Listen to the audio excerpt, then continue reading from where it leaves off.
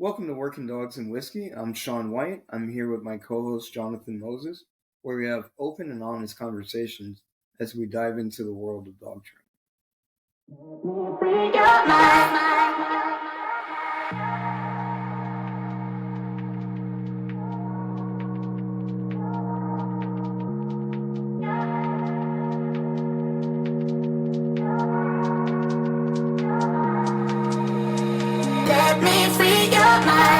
Welcome to Working Dogs and Whiskey. My name is Sean White.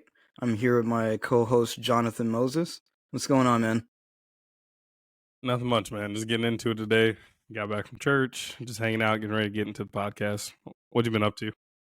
Well, I got done with my variants of church for right now. Working some dogs with a new club that I just started working with. So, yeah, and then had my first groin bite, which was exciting. But outside of that, I've been doing all right.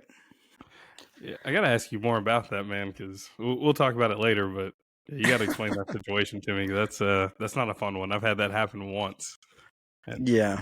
Oh, No, God. rookie mistakes, and it's all right. It's a learning curve, a hard one. But anyways, we are here with our first international guest.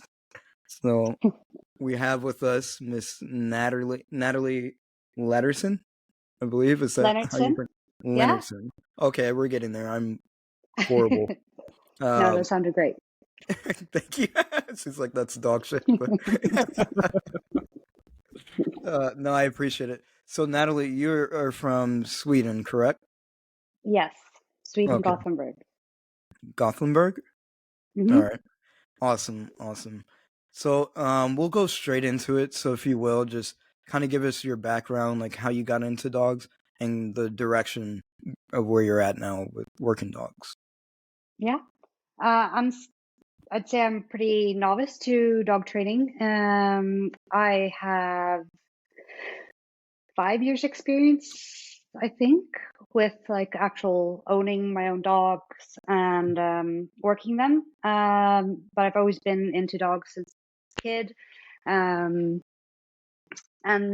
I guess I just didn't think I had the right time to be able to have a dog until I got my Doberman in 2019. And then my life kind of changed, and I'm just really nerdy now with dogs, and that's all I do. But yeah, when I got him, I didn't really know anything about dog sports. I didn't realize more normal people could do heel work and stuff. So for me, it was just this eye opener getting him, and that's how I was introduced to the Doberman Club when he was about 1 year old. And from there on, it kind of just escalated, and I got into loads of different dog training aspects.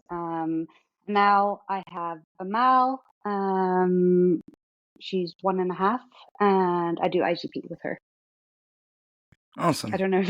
Is that kind of short story? No, that's fine. That's fine. Like I said, we'll figure it out as we go along. There's so going back to the Doberman that you got, I believe his name is Leon, correct? Yeah. Yeah. So Exactly. what all did you do with him? Because I know you're an IGP now, but what did you end up doing with him in the Doberman Club? So at first I didn't really have when I got him, I just wanted to, be a really good pet trainer, teach impulse control, sit, stay, down, stay. He was really good at that. And then I got into obedience work around when he was maybe 1 year old, and that's how I was introduced to IGP. So I did try some IGP with him.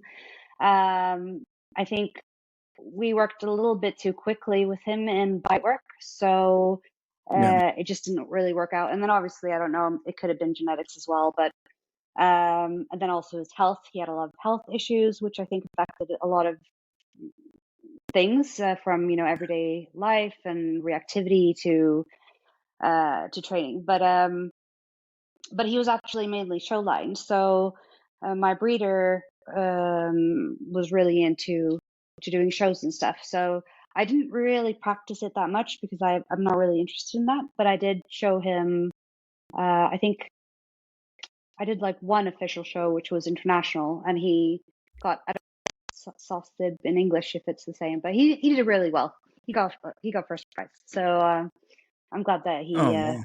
he got to get that done. No, that's But yeah. yeah, that's awesome. Because I know I kind of got to know you through Instagram. I remember, funny story. John and I go back and forth about Dobermans because one of the first pet dogs I trained successfully was a Doberman. And when I started working with John in South Carolina, any Doberman that came to his facility, he was like, "Oh yeah, Sean's got you. You know, like he'll take care of it." So it's been like a running joke. So after a while, it became like a advocate for Dobermans. Like I'm like, no, they're making a comeback. They can fucking do it. And then, and I actually used one of your videos I saw on Instagram, and I sent it to him. I was like, "Look at this obedience, dude! Like Dobermans are making the comeback." So you've been kind of a like back and forth joke between him and I, not your training, but just the Doberman itself. But so with showing him, you know, how did that have any type of influence between the IGP and mixing those worlds? I don't know if there's, I mean, it's so different, I guess. I mean, with show, I suppose what you train a lot is, you know, being around other dogs and in an environment where a lot of things are happening, and for them to still keep a focus and stay with you as a handler.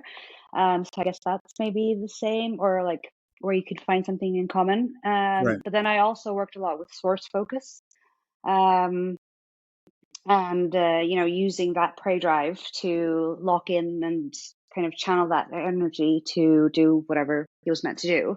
For Right. example, when he's meant to stand still and the judge touches him and stuff. But otherwise, I'd say it's maybe quite different. They're so different worlds. Okay. I think, yeah. Yeah. John, I see you writing away. You have a question? Yeah. Wanted to talk to you. So going from your Doberman to the Mal, kind of what led you to that decision? I know a lot of IGP people. I know at least in the clubs I'm around over here, it seems like it's so shepherd heavy, and it seems to be kind of consistent around the world. So what drove you to the Mal as opposed to a shepherd or another Doberman, and then kind of some of the differences you see? That's a good question. I really like working breeds in general, and I think I wanted a Mal for a long time. At first, I didn't really like the way they looked. It sounds such a silly. It's so silly, really. But I just like how the Dobermans are so like majestic, kind of. But yeah, I always liked how agile the Mals are, intelligent, really quick, and I guess also it's been a while where it's like been on a hype, so more people are getting them. I think there's this thing where there's a perception that nobody can handle a Mal in a way because they're so like crazy animals. And then I think the more people got them, not in like the wrong way, but like more people at the clubs were getting that I knew. I realized that I think maybe I could handle one. But yeah, so I just really wanted to try one out, and I think the difference is, from what I've seen, Mals are obviously more prey locked. They're quicker to, like, for example, bite. Whereas I'd say Dobermans, I think for at least IGP, have easier for the barking part in IGP. And I'd say Dobermans are more kind of like clowns. They don't have that. Like Mals can be funny and in their own way, but I think Dobermans are just a bit like, you know, aloof when, you know, I'm gonna do my own thing. Somehow, but I really like Dobermans, and I'm actually planning on getting a Doberman again next year, hopefully. So I haven't left them. Oh, I just okay. needed I just needed a little break in between. Yeah, he was my special boy, so it just I needed some time to grieve and all that. Yeah. So Right. but yeah, I like them both, the breeds. Okay. Yeah, I know. So growing up, like my dream dogs were to have a red Doberman and black and tan Doberman. And as I started to get into the bite work, I noticed more of what you're talking about, where they were just a little bit more goofy, a little silly. Uh, there's nothing wrong with it. I think they make great pet dogs, and that's part of the reason why I joke back and forth with Sean so much about it. I'm like, yeah, but they just lack some of that intensity you're talking about some at times with the mouse. But it'd be really cool to see you get out there. We'll probably be sending a lot of videos back and forth with your Doberman puppy and be keeping an eye on that because that'll be cool to watch. I was going to ask you a little bit more about your training journey and kind of your process, and more so to the fact of like, what was it like when you first got into the IGP circle? Were the club you started with, are you still with them? And what was that process like? Like, I know for me, my training kind of evolved, I think, like a lot of people, where it was a little bit compulsion based to begin with, and then as I grew, it learned to be a little bit more balanced. And I was wondering, us being in different countries, and I know there's sometimes tool bans and different things across the world, and kind of what your journey looked like in your process to start that. Was it more balanced and more force free, or were you guys still using compulsion, or what did that look like? I'd say it's different depending on where you go and how everyone trains individually and stuff. I still feel quite new to the IGP world, so I'm still trying to figure out my own way. But I think it's really different with Leon. I didn't really.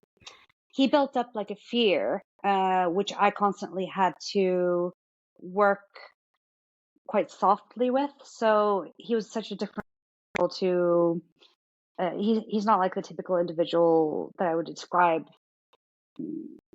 in the IGP journey, for example. Mhm. Whereas my Mal, she can take a lot of I don't know the word, but like for example, when you need to work with the stick, like that doesn't Yeah, pressure she can take like a from the lot of decal. Yeah.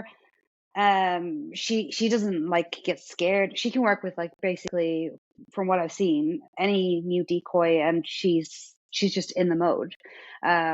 So there I think I can learn a bit more about how she works and stuff. And so for example, with if we just talk about obedience, Hmm. I've not really worked with like compulsion. Is that, just so I get it right, is that it's not the same as corrections? It's more like pressure, or Yes. Um, So yeah. for us, the translation would be more. The common theme is more of a pressure-based system. So like the hmm dog may have some knowledge of how to sit, right? And then it's kind of gravitates immediately towards what people would say is a correction.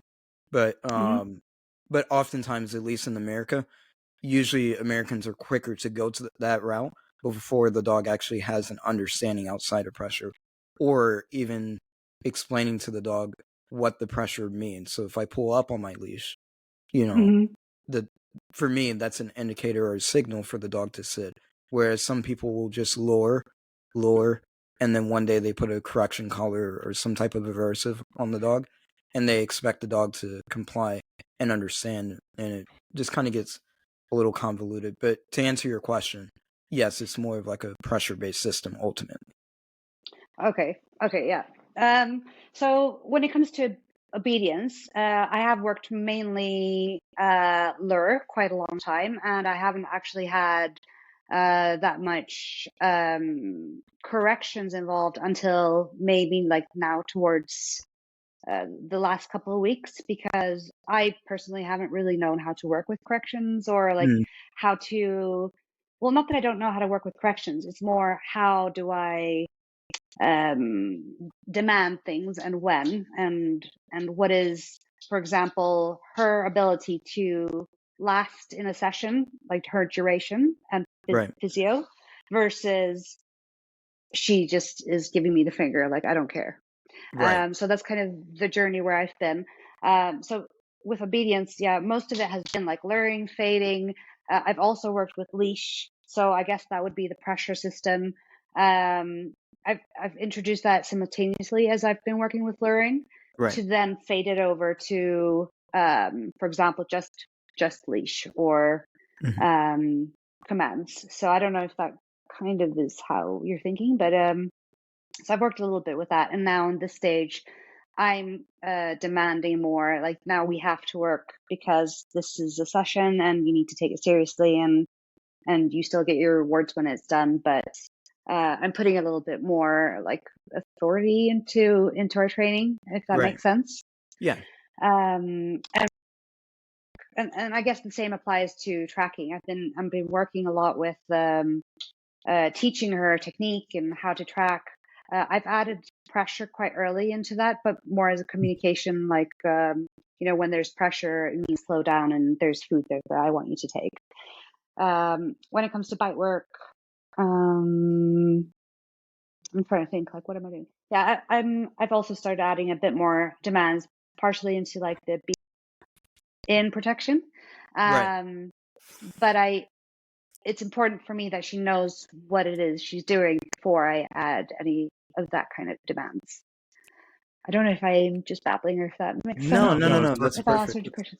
Yeah, this is no, and one of the things that like I liked about how you explained it, because like I've been doing working dogs, primarily military and police and stuff like that. I'm entering the sport world, and I've had conversations with a lot of my peer group is people that have been doing it just as long as I have, for about 13 years now. And I think John is probably the closest I've met that's done it significantly long or shorter than I have. But it seems to be like the common theme when I meet new trainers, or relatively new trainers, is that it's less of the compulsion of what I learned, which was basically you're going to dominate the dog, air quotes. You're going to make him do it, compel him to do it. And there was no like consideration for the emotion of the animal. And like you Hmm. said, there is a time and place where, hey, we are in this session. This is your purpose. And I have the tools to make you understand that. And I think a lot of it was, I'm going to force you whether you want to. And that was kind of the mentality. So it's good to hear that like the mentality has shifted. Like even when you mentioned that you'll teach the dog how to deal with the pressure or whatever aversive that you're going to use as a communicative signal. And so that's awesome to hear that that's how that's going. Is that something that you learned from your club, or is that just kind of something you stumbled upon just trial and error? The kind of teaching them the behavior first. Yes.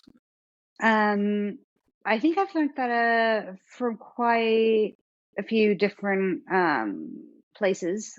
So I guess I think it's the shift in how people see dog training, like you mentioned. And I think this is a really interesting topic, but I don't want us to go off topic too much. No, But it's I think fine. it's Let's go. Let's do it. okay. Yeah, but so at least in Sweden, I think a lot of people now talk a lot about, in the old days or the old way is Hmm. to, be dominant and like you mentioned, it's about being a leader. And I think so. A lot of it's like positive only, and training very force free and all that. And I do a lot of that as well, but I think also at the same time it's going a little bit in the other direction, which maybe isn't so positive either, for the dog world, where it's like you can barely say no or tell your dog off. Mm, um, so I think it's really interesting. I feel like there's a little bit of a shift now where people are starting to go more into, at least in Sweden, it's okay to be a little bit more towards the balanced direction. right. But then it also depends on who your target audience is and who you're talking to. Because if you talking more like the pet side, or if you go like a dog instructor course, here, it will be like very positive only. So I think it depends on where you're, like who you're talking to and where you're at. But then there's also, for example, STS, Nino's system is, Right. I mean, he has different aspects as well, but there is a lot of the learning process is mainly positive, I'd say. But then it all depends also on the dog and what you believe is positive only. Yeah. Because, you know, a dog might find your voice is an aversive. So, yeah, I can go on about this stuff for a long time, but. No, I kind of want you to, because we'll we'll go into it a little bit further. So I know you mentioned Nino and is it SCS? Yeah, STS Okay, K9, specialized training systems, got it. I Okay, believe. so I'm not too familiar with that system, and that's part of the reason why I wanted you on the podcast. As somebody who's gone through the system, I think I saw you the first time it was on his page, and it was like a MVP status or something like that of that nature, where they repost your work, and I was like, man, that's actually really clean, and especially for again a Doberman, I was like, wow, that's impressive, and so that's what kind of sparked me to look at STS. But could you just give us like how that worked, or from your perspective, how that system benefited you? Or Mm-hmm. Yeah, I really, I think it's a really good system. It's focused mainly on, I'd say in the beginning, or I'd say in general, it's very handler technical. So a lot of the times in dog training, we'll talk about how the dog should do things or perform, and you know what the dog needs to do better, like their strengths or weaknesses. Whereas a lot of the training in STS is actually about how you move, and it's very, for example, at least in obedience, luring. So how you move your hands, how you're holding the food, to how you release, how you're moving your body. It's very, very technical. Because when you are able to move and know what you're doing, you're able to enable your own dog to move better, because you're steering your dog and really able to perfect like the movements that you want. But then in the system, there's also, you know, how to work with the leash, how to elevate your dog through leash movement, working with overlays with the food, fading, a whole marker system of how to, you know, release your dog or activate your dog towards either yourself or to external sources like a decoy or a ball, for example. So it's a really big system, or like a very well thought through system with quite detailed content of how you should work with your dog. And yeah, what I thought was really interesting was that the moment you give your reward, the exercise is over and the dog is released to do whatever they want. And I feel like that's okay, something that you don't really see that much. Like there is a release, like a lot of people release, but there's also a lot where you might, for example, have them in a heel position and, you know, keep feeding them, and they stay there until you release them. So there's like those differences that seem small, but they make a big difference, I think. And another big thing that I think he pushes a lot, which you maybe don't, which I'd say is the opposite for a lot of other dog trainers, is that he doesn't want eye contact with your dog. So obviously you'll get some eye contact, but not in like, because there you want to channel all that energy on what the dog actually wants rather than through you. It's hard to explain exactly how it all works right. in just like a conversation, but it's about channeling that energy through what the dog actually wants, not through me. for example. Yeah. Awesome. John, I know that's something just so you can kind of piggyback off of it or kind of talk about. We've had this discussion a few times where you're talking about channeling to what the dog actually wants, giving them that freedom expression at the end. That was something I actually got introduced to with Sean because a lot of people, like I know I make my dogs bring the toy back and engage with me, and some of my dogs love to do that. Like they want to come back, they want that engagement. But whether they wanted to or not, like I've got another dog who all she wanted to do was take that toy and have her moment with it. I would still make her come back. And Sean kind of showed me, he's like, hey, if they find true enjoyment and having that ability to walk away, then why not allow them to have that moment? If you kind of want to talk on that a little bit more, or you kind of pitch in, Sean, on that, it's funny to hear the similarity. Yeah, and I'm thinking of a dog specifically that that John and I met over through a mutual friend who's a Malinois named Kimber, and he had what would be deemed as like possession issues. And I think John and I recently talked about this maybe 2 or 3 weeks, and I was like, I don't think anymore that it was a possession thing. I think it's a lack of trust more than he actually really wanted to, just hold this item and that was his. Because I've seen plenty of military working dogs where they truly do have possession issues, where it's not, they're two distinct different behaviors and how they take the reward, and it takes a long time to get them compliant, whether you're doing it, compulsively or trying to, positively induce that behavior. But I wanted to talk about, like you said, as far as the dog being reinforced by what it wants. So if I understand this, essentially we have a dog in a heel, and let's say that dog really, in his heart of hearts, wants to or run around or do something, or whatever. Would you incorporate that in the reward system to a degree, or is that not quite where we're at? That's interesting. Yeah, because it's a different aspect, I Mm-hmm. think, because when the dog has the toy and is running around, it's rewarding itself, but it's already got what it wants. Mm-hmm. I think I'm just trying to think, because that's more independently that the dog needs or wants to be on its own. And I think with the STS system, it's about working together to Mm. then get the source that they want. And by listening and complying, the dog will always get that reward. So, for example, another thing that I didn't mention that I forgot, it's about having the reward system.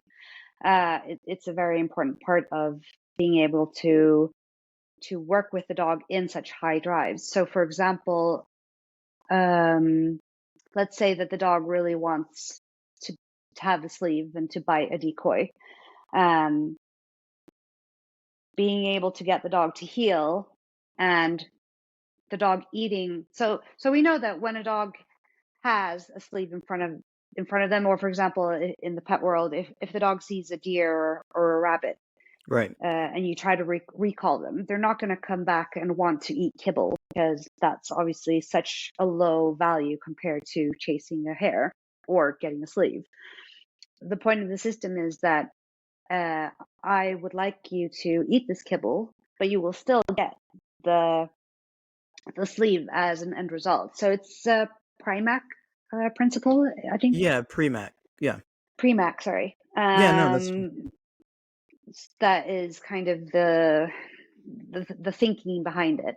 But I think once with the ball or with a toy, you still want to work together as a team with that reward, because it's meant to be I guess the playing should be me and the dog together that makes it fun, not the ball itself, in a way. right.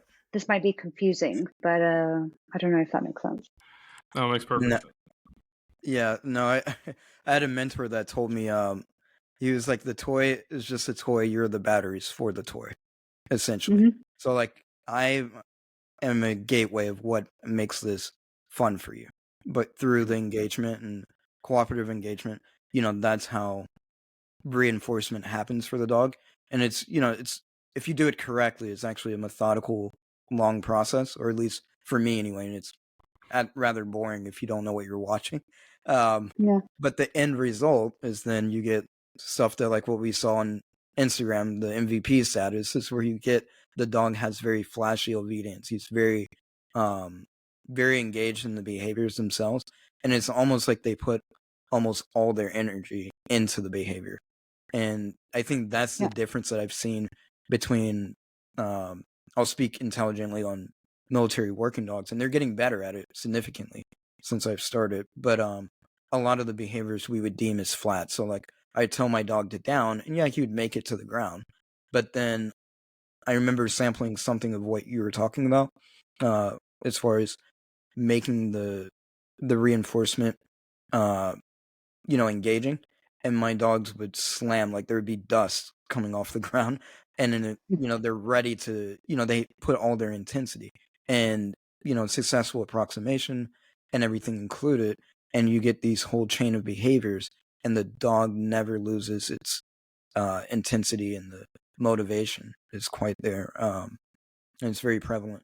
But it's interesting to hear that from you, and like makes me feel a little bit better, because I look at your obedience, I'm like, God damn, if I could just get to that point, So hopefully I'm on the right path.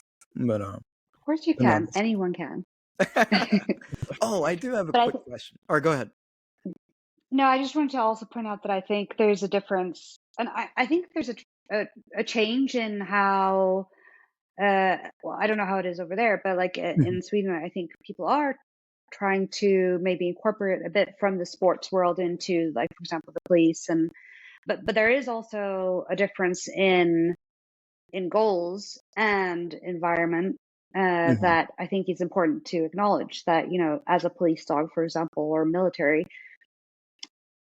it's more serious, like, the situations that the dogs are in, and you might not be able to be out having, treats in your hand when you're at a riot, or whatever the situation might be. So I think there is also a difference in what kind of focus you have with your dog and what the dog is meant to do, and I think that also creates, a difference in how you might train. But I think obviously it's possible to maybe merge both worlds a bit.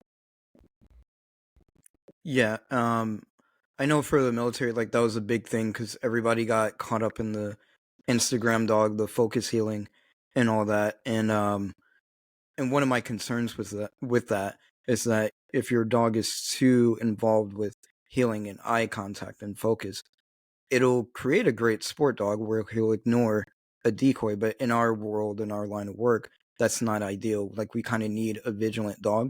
So for me, the dogs that I've trained, I had two separate contexts for healing. So one of them was like, if, for instance, if I'm going through an airport and I've had dogs that will bite people, so he has a focal point. No, look up at me. This is ignore the world. It's just you and I, right? And then another type of healing means, hey, we're actually in some, an environment where I might need you to engage voluntarily with the suspect or something like that. And so now he's kind of more aware of his environment. So that's kind of the ways that I've mitigated that. But I will go back, and John, I'll let you go for it. So when I was watching the STS system, and I remember being immediately turned off because I was looking at how they move and everything, the mechanics, and I cannot dance to save my life. So I'm barely making it as a decoy, being able to function. So was that kind of a awkward thing for you, or as far as the movements and everything, or learning the movements? Yeah, it was awkward. I think everyone finds it quite awkward, because it's. I think, I don't know if you do it in your decoy work, but like, I know a lot of decoys have to train without a dog as well. So you train with movements, and you're like, walking like a crab when you're doing the. Oh, I'm thinking IGP now, but That's fine. like how you lift your hands and Yes. stuff. And so we had to upload, movements of different sequences of how, for example, you get your dog into a sit or into a down, how you're going to move, into a pivot. Um, and yeah, you feel kind of naked in a different way when there's no dog that you're actually doing it with. But it's the only way that you can actually improve. And I think that it's really underestimated. Underrated. Yes, Like how underrated. much your movement actually affects and how technical it is. Because I think because luring or using your hand or using a ball, it's so normal. Everyone kind of does it.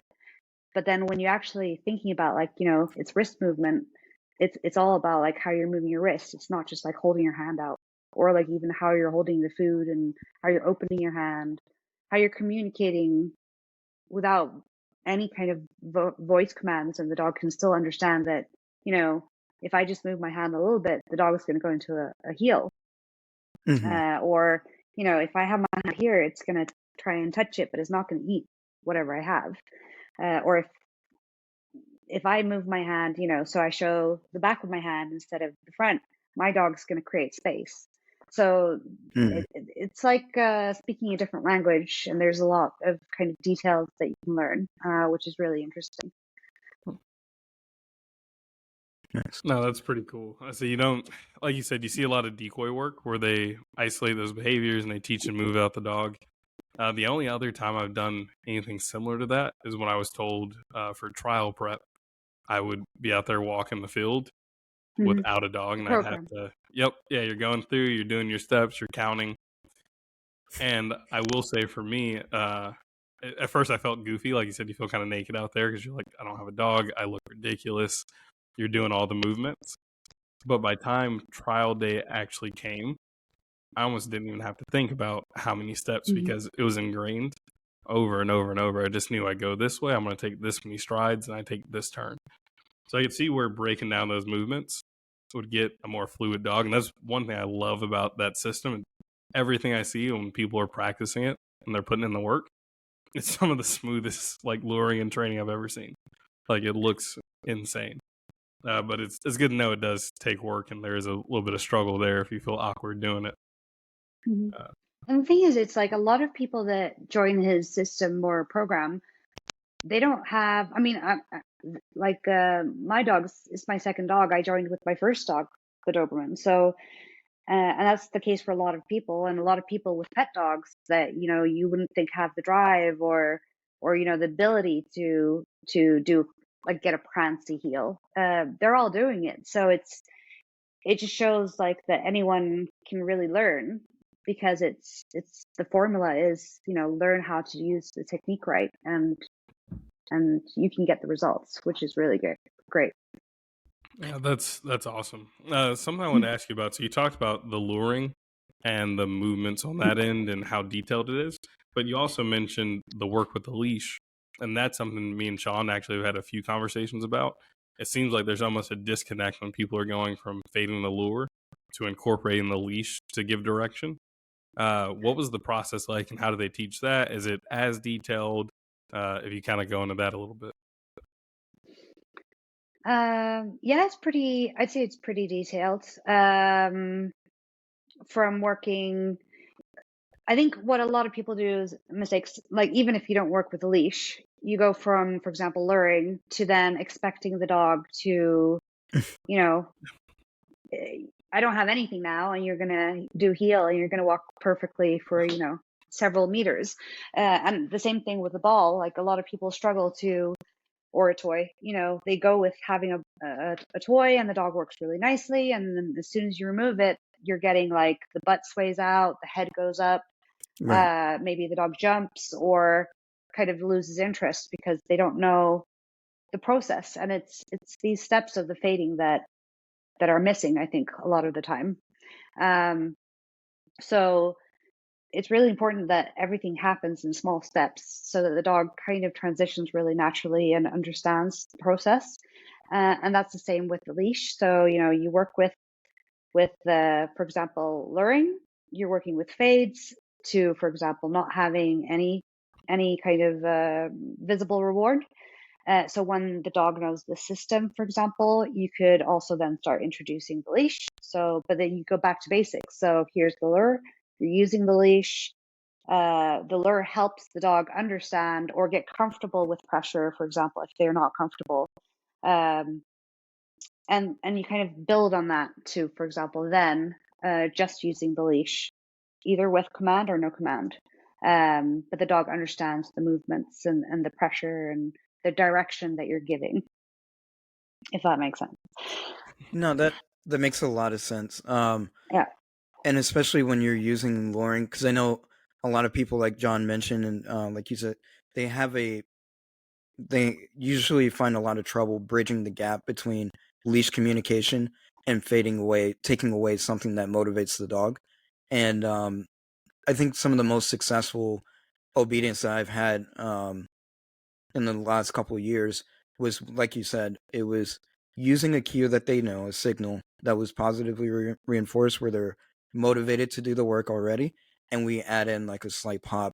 For me personally, I avoid using the command that I want to use. So if it's a sit, I won't say anything. I'll just give the signal with the ball in my hand or whatever the case may be. Or hopefully we've migrated to just a hand gesture that lures the dog into it. And then I'll give them a slight pop as I'm doing it. And, to introduce the signal. But for me, the leash, the direction of the leash and the timing, it's very, very specific. And then the release of pressure afterwards, once the dog has complied, once we've achieved either something close to what we want or the overall behavior, and then releasing it for that reinforcer to kind of marry that gap.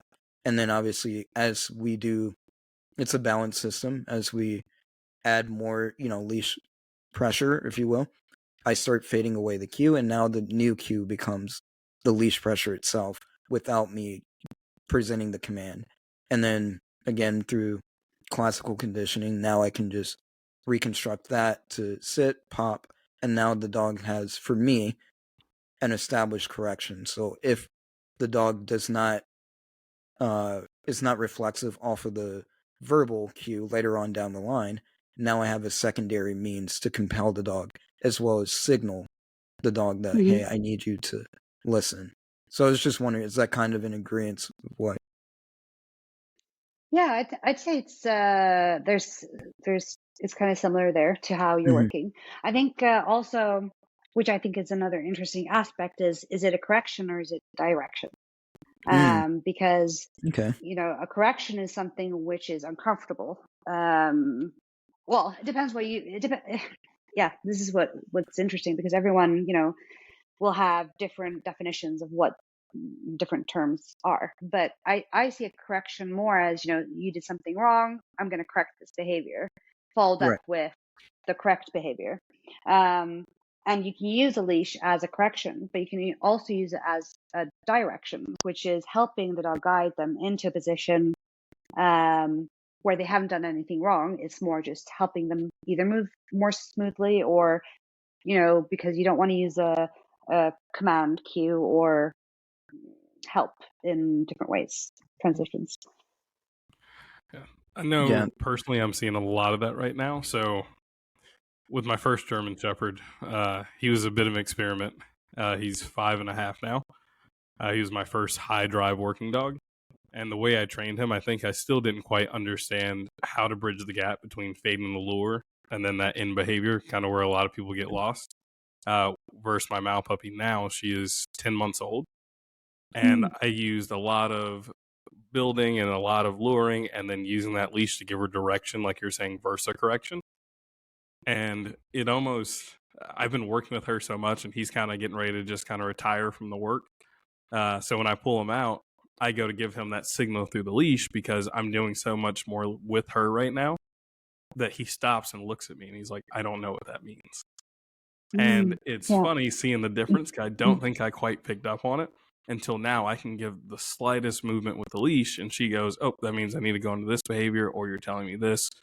And the communication is so much more fluid because it's that tactile communication. But there is a clear difference in I guide her into the heel versus I say heel and she doesn't, and then I pop to correct, and then she goes into it. But she is very enthused whenever I move that leash. She's like, "Oh, there's opportunity that's coming," and she gets really excited about it. And I don't think I would have seen how drastic the difference is if I hadn't had these two dogs at the exact same time. But it's cool to hear you talk about that. It's really interesting because sorry.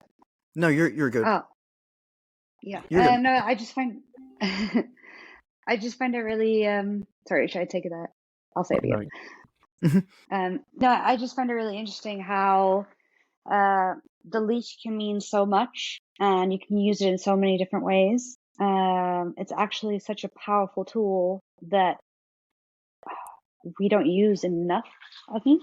At least I don't see it being used as much here in Sweden, as much as the potential, the potential it has to really, help behavior and yeah. I just it has a lot of potential that isn't used as it should be, I think. Yeah, I wanted to touch on the correction versus direction, because that's actually a really good question. And going off the top of my head, I think for me, anyways, the correction it's kind of contingent on whether or not you're going to actually reinforce it and where the dog is at within the learning phase. So, like for me, if I'm teaching a dog, what the pressure is, obviously it's going to be more direction than correction, because the dog doesn't know the difference between, it has no purpose of why it's there. So it doesn't understand. It wouldn't be fair to categorize it as a correction because the dog has no alternative behavior to rely on. The signals haven't been established. So for me in that situation, it would be more of direction. When we're doing the actual work, like now we've migrated from learning or teaching to training, and then now we're in the more of the proofing phase where the dog understands and can generalize most of the behavior with the work, whether it's trialing or whatever the case may be. Then I think that would warrant the correction phase of where, yes, where the dog is least likely to make a mistake, but if it did, I have a way to compel the dog into behavior, but that doesn't constitute, automatic reinforcement. Rather, in the learning phase, I would, pull up on the leash and then immediately reinforce to increase the likelihood, if that makes sense. But damn, that was a good question. Like I've never thought about that, to be honest. Like, it can be quite subtle, but there's a difference. So yeah, I'd say it's more of a direction the way, for example, in the sit, because you're helping them into position, unless the dog would find it really uncomfortable, Right. which in that case would probably be more of a correction, because a correction should be uncomfortable. Yeah. Our heads are all about to explode right now because we have no, but that's what I love about dog training. I mean, until they invent those little headsets for dogs where they can tell us like, no, dude, this is definitely a correction. Like, I don't like this. We can only just kind of banter about it in the interest of making dog training better, which is what we're doing here.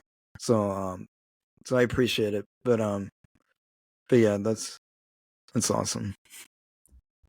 So I did have one more question for you, and it's just a lighthearted question. I was just wondering how old your Mal female is, or your Mal. I don't know if it's male or female, and kind of where you're at. Are you guys getting ready to trial anytime soon?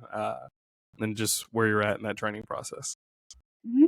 She's 1.5, and we're gonna do is it BT and yeah. So we're doing that next month. Oh wow. Yeah. So that's exciting. In Sweden you have to do a it's called MH test, or it's a description where you have to, it's like a course where you describe the dog's different character traits, like curiosity, social availability, how they react to sound and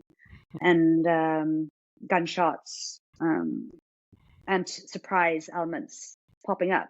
And if you do the BHVT test before 15 months of age, you don't have to do that. But because she's over 15 months, I have to do that test before I'm able to do any other trials and stuff. So I'm doing that in a few weeks. And then after that, I think a week after, I'll be doing the BH test. Right. But yeah, we've got some work left on tracking and bite work. So I don't know when I'll start like IGP1, but that's the goal. I'm That's working nice. towards at least. Question for you, because your Mal's name is Bomb, I believe. Is that? Yeah. Yeah. How did you have a selection for her, or like a criteria to select her, or what was the process for that? So when I this was also really interesting because I still think about this all the time. Like, what are good characteristics in an individual that you want, and what should I prefer? Like, for example, independent dogs can be really a pain in the ass the first Yeah. time to train, but then once they kind of come through that and learn everything, they might be such an amazing dog because they are, independent. Versus, for example, if you have a dog that wants to work with you, then it's kind of smooth sailing on a lot of parts, but maybe they're not as good independently working, away from you. Yeah. And then like food drive, prey drive, bite work, like what kind of qualities are important. But I think I kind of know what type of dog I like because I think Leon and Bomb were quite similar, or are quite similar in many ways. And I think I value curiosity a lot, and confidence. So I like it when, so I like doing little tests to see, how the dog Yeah. reacts or puppies. To me, when they don't know me, or they've never met me before, they're put in a situation or a room where they've never been, and I place out some objects. So, I mean, there are these tests. I think it's a Campbell, and yeah, there are a few other tests which you can, check to do puppies, but usually it's slightly different. It's meant to be like a small room, just one person there, and stuff. So I kind of base it off that, but then I do my own little things as well. And I like to see how the dog will interact with the room. Will the dog walk over, what do you call it? Like between doors or like different rooms, you have Yeah, like like a list. thresholds. Yeah, thresholds. So that's like a small little thing that I like to see, because puppies they can find it awkward or uncomfortable moving through thresholds. So I'll check that, for example, to see how comfortable are they doing that. Do they tense up and freeze, or will they be natural to want to, explore? Will they come and say hi to me and all that kind of stuff? But I think with, for example, Bomb, she doesn't have. I thought I was going to go for like, high food drive. But she has medium food drive. She's not like anything like wow when it comes to food drive, or like prey drive in that sense. But her bite, I think, is just, I loved her bite, and her curiosity, and her like the self-confidence in herself. When she came into the room, she was just like really happy-go-lucky. She wasn't phased or uncomfortable. She took food from my hand. She'd walk onto like different objects on her own. And I think one thing that I really liked as well was, as soon as, I don't know if you've ever, like, in like a, what's it called? Like a bottle, and you have it with stones, and then you shake it to Yeah. the sounds. Mm-hmm. And then I dropped it on the floor, and she got startled, but her instant reaction was to just run straight up to it and explore it. And that, I think, I can still see up to this day, that if she finds something uncomfortable, she goes head on and explores it independently without, like, she doesn't show any. Well, she can show fear, but she doesn't hesitate to investigate. So that's, I think, for me, that's what I usually go for, like, priority wise. And food drive and play drive, I mean, at the end of the day, she's a Mal, but you can always work those things up, I guess. But it would be interesting or fun to have a dog with like amazing food drive, just for training purposes. and that eagerness. But Yeah. No, I think it's important, like, kind of like what you mentioned, like, essentially what I heard is that you found a dog that kind of meshes with your personality, your lifestyle to a degree. Because, like you said, she kind of resembles Leon a little bit, your Doberman. And, that's something to, I feel like that's an easier transition going into a Malinois, especially crossing from breed to breed. And, I know John and I had a big conversation about his Malinois and like what he would want and all that. And so like some of the headaches that he has with her, he also knew that that's what he wanted because he wants to mold those type of, I'd love to characteristics. hear I'd Yeah, I love was to going to hear say what you John. guys find. Like, what's most important to you guys?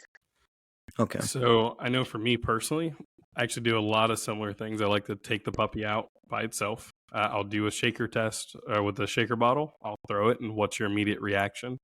I want to see you away from the other puppies. I'm going to take you somewhere new where you've never been, going through those different doorways. That was actually how I picked my puppy.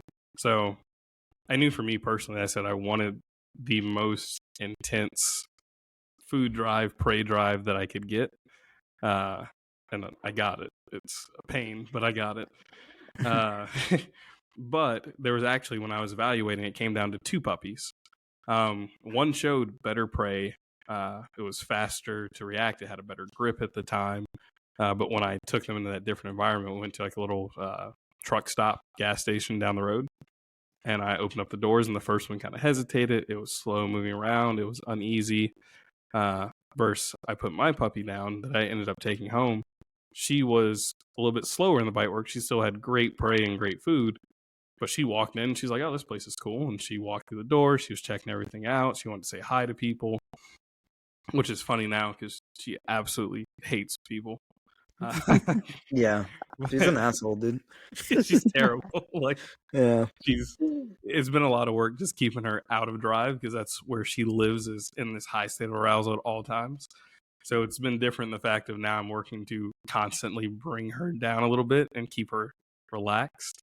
But she was the more confident puppy overall at the time. She just didn't seem to care about as much being around my kids. Even like I brought them and I showed them the puppy. The other puppy kind of stopped and froze and was like, "What's going on? What's happening here?" Where she jumped in their arms and she's like, "Oh, this is new." So a lot of similar process. And for me, what I would call it is I always refer to it as recovery time. I don't mind if you're startled by something, but how quickly do you address that, recover from it, investigate? And I've found that takes precedent over drive for sure. Because if you have all the drive in the world, but you don't recover, then it's pointless. Yeah. Yeah, definitely. How about you, Sean? Well, I mean, it's gonna mimic John's thing because we even before he got his dog, we had a plethora of conversations of how we would test it. So we have aligning viewpoints, but like he said, I think the biggest thing for me is the recovery aspect of it because I've seen a lot of dogs within the military, and I'm kind of biased where we test them out in Europe, they look great, is what we refer to as the home front, but then between transit to the United States and everything in between, some of the tests that we do, we kind of ignore those little, the lack of recovery, and because it can hit the wickets and recovery is not as strong as a process, that it doesn't always translate over. So for me, just based on that premise alone, I usually look for recovery because I think all three of us mutually agree I can build drive. Maybe the genetic bandwidth isn't, as great and, as what I would want, but it's enough to accomplish whatever sport or whatever my intent is with the dog. And sometimes good enough is just good enough in comparison to the other things that you'll have to deal with. And in my small history of trying to recover military working dogs that are pretty much shell shocked from transit or something went wrong in the training environmentally is a nightmare. Like I would take a dog, that is either like John's dog, through the roof with drive and all that, and I can help manage that because motivation is a lot easier to manage than fear. And then or your dog, Bomb, she's good enough, is from what I got from the description. But both dogs on two different sides of the spectrum have the mutual understanding of recovery, right? So I think that's one of the bigger things I look for outside of neutrality for my son and all that.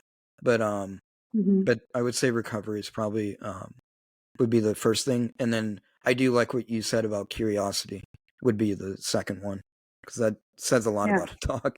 Yeah.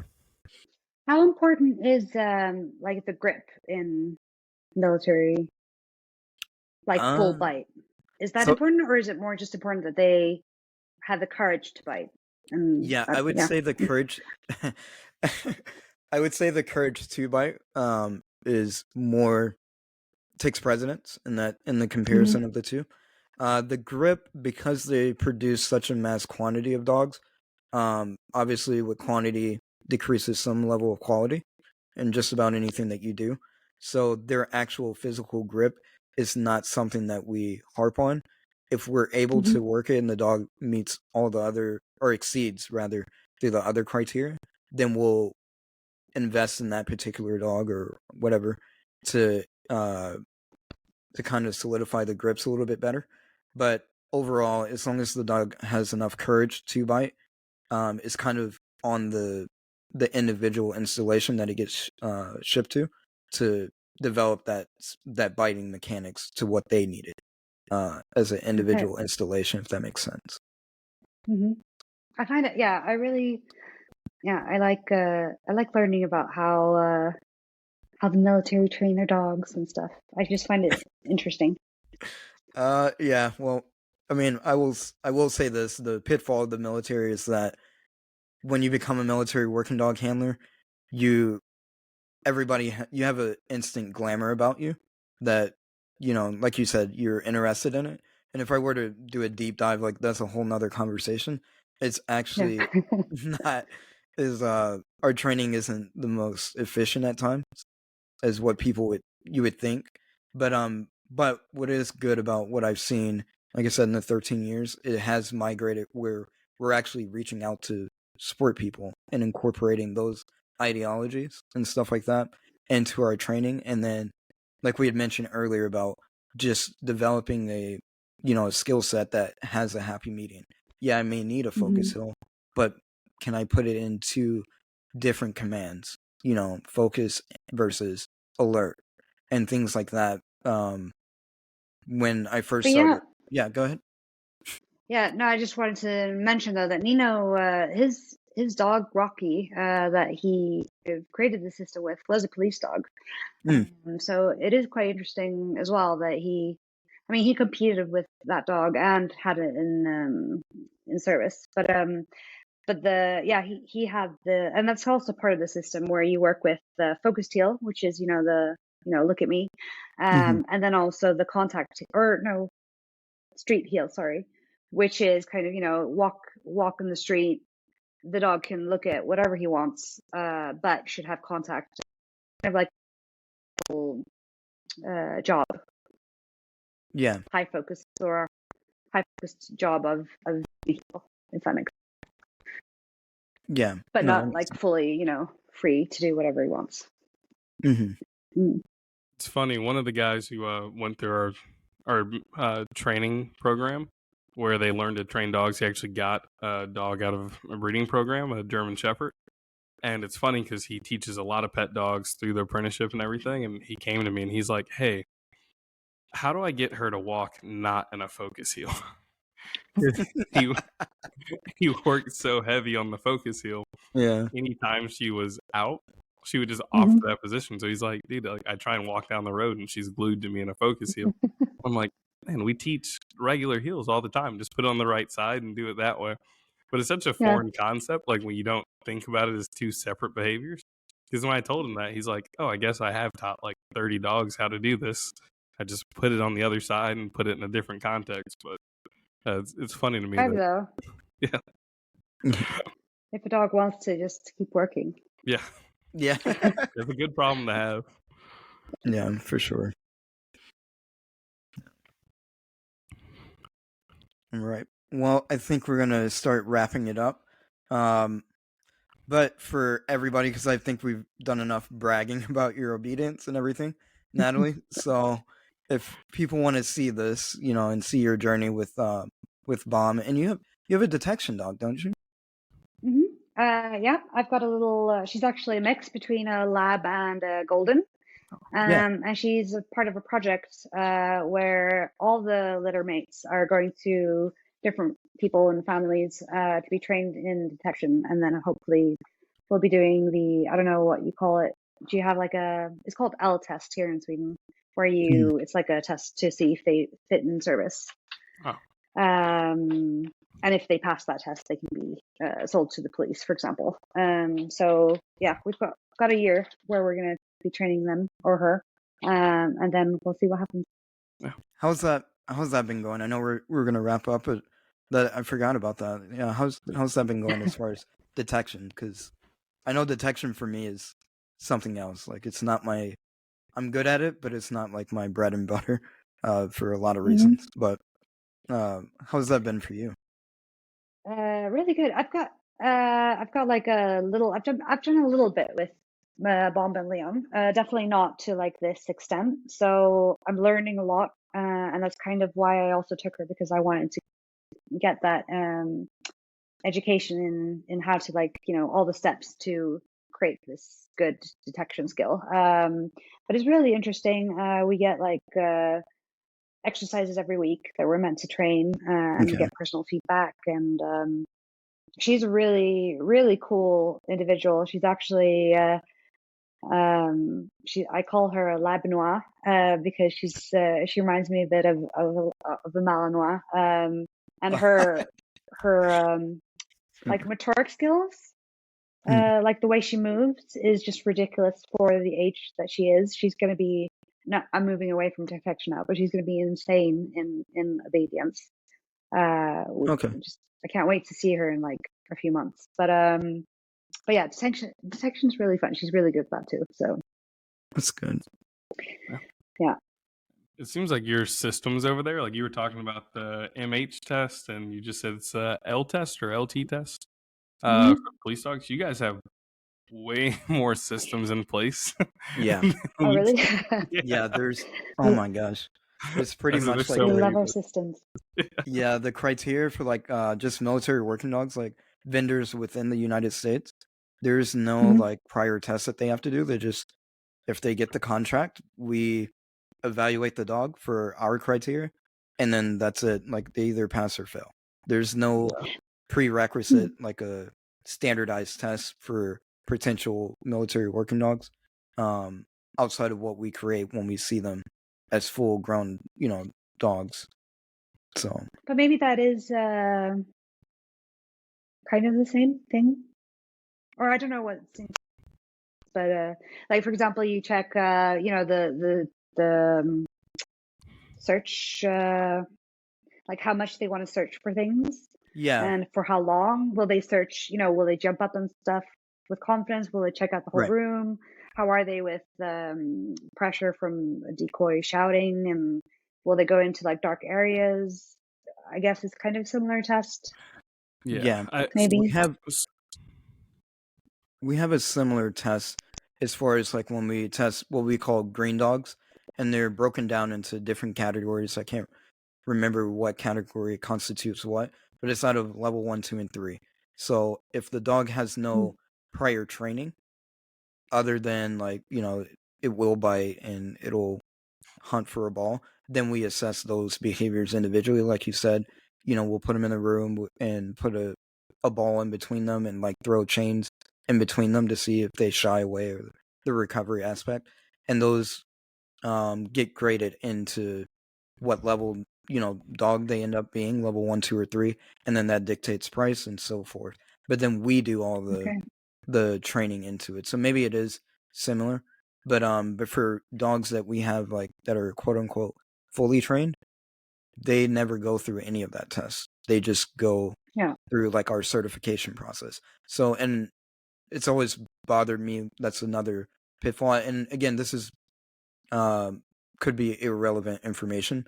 It's based off of when I was there a few years ago, but my only problem with that was that, like what we mentioned, I can train a dog to look good for your test, but if he has an environmental problem, it's not going to be identified, through a fully trained dog. So that's always kind of the line. I mean, luckily we've gotten away with it, and I haven't heard any issues with it, but it was just one of those things that always made me feel uneasy. I'm like, we don't really know, the full What's real genetic. and what's trained. Yeah. Yes. Yep. Yeah, that's also a very interesting aspect, I think.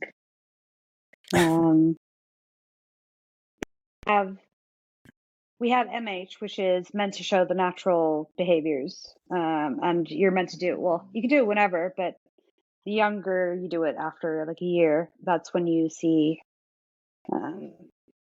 they haven't had a chance to learn or get that experience that too much would be trained.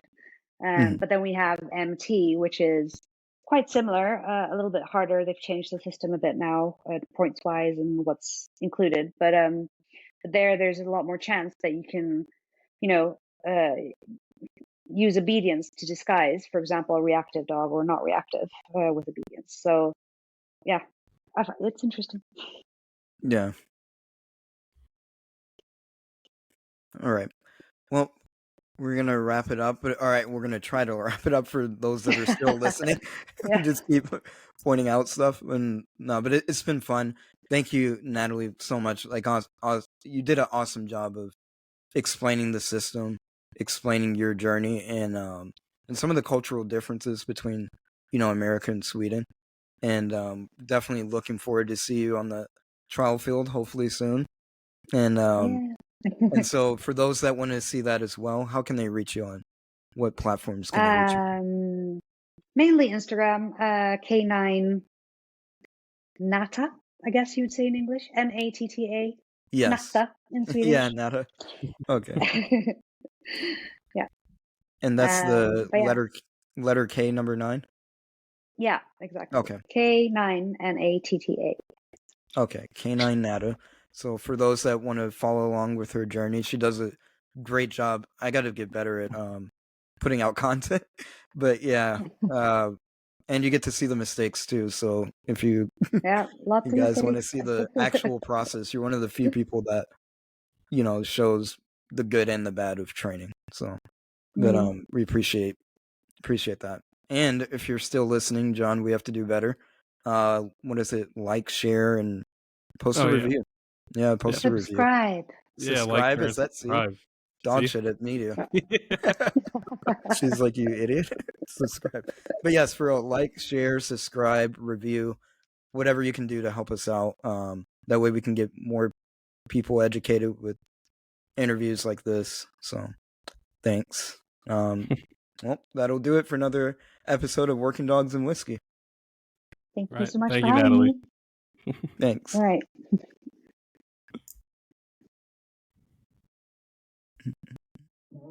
Free your mind.